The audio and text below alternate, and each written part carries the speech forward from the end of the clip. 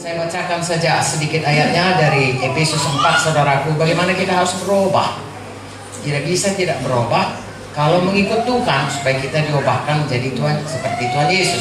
Efesus 4 ayat 22, yaitu bahwa kamu berhubung dengan kehidupan kamu yang dulu harus menanggalkan manusia lama yang menemui kebinasaannya oleh nafsunya yang menyesatkan, supaya kamu dibaharui di dalam roh dan pikiranmu, dan mengenakan manusia baru yang telah diciptakan menurut kehendak Allah di dalam kebenaran dan kekudusan yang sesungguhnya. Lalu di bawah banyak contohnya ini, saudaraku. Buanglah dusta, marah, jangan sampai kamu buat dosa, jangan mencuri, jangan ada perkataan kotor, jangan berduka, dan seterusnya dan seterusnya. Saudaraku, seperti saya katakan tadi, itu seumur hidup. Dan puji Tuhan, saudara punya gembala yang mengajari saudara.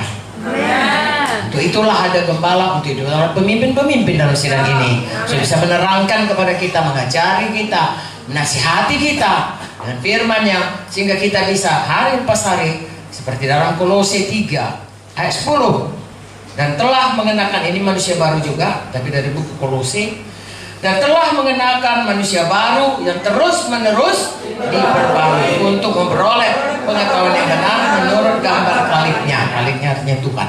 Amen. Ya, jadi segambar dengan Tuhan. Amen. Haleluya. Jadi kalau tahun muka kita jumpa, saya sudah berubah. Kita pun semua sudah berubah. Sidang ini pun sudah berubah. Betapa dewasa dalam Tuhan.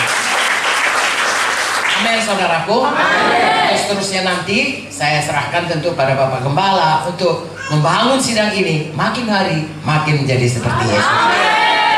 Selanjutnya kita baca, saudaraku, tadi bagaimana Tuhan menciptakan manusia selain segambar dengan Dia dan dipulihkan kembali gambar dengan Dia. Tuhan juga berkata, saya bacakan kembali ayat 26 Kejadian 1, supaya mereka, manusia segambar dengan rupa kita, supaya mereka berkuasa.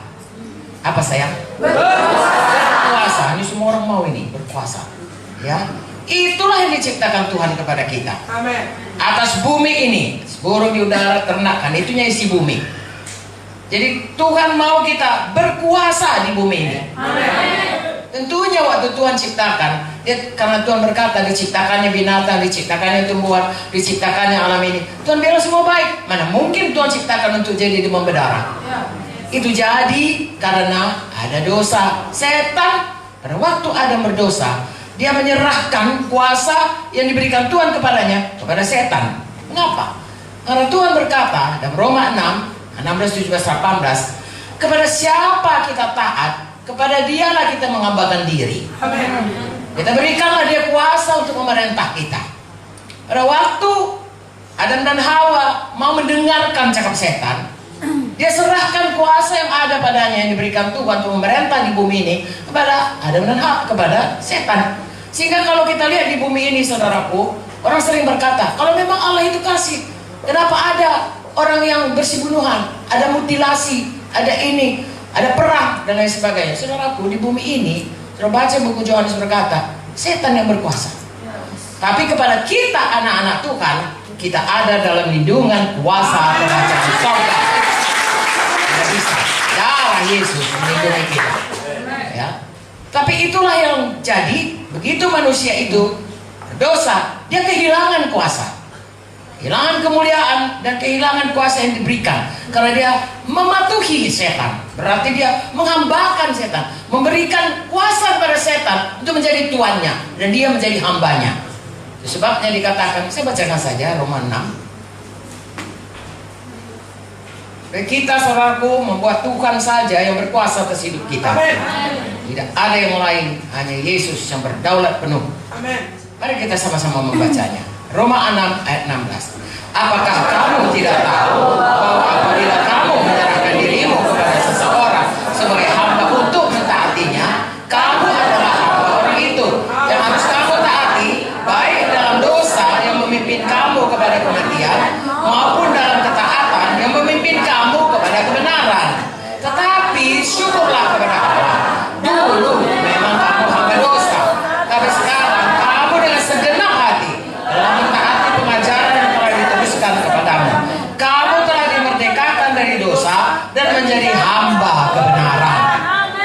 Di dunia ini hanya ada dua Tuhan. Satu namanya setan, satu tentunya Tuhan. Amin. Kita yang memilih. Adam dan Hawa memilih mentaati apa kata setan. Tuhan bilang, kalau kau makan, kau mati. Setan bilang, tidak, kau tidak akan mati. Lalu percayalah dia kepada setan. Patuhinya lah apa yang dikatakan oleh setan. Dia menjadi hamba dari siapa yang ditaatinya.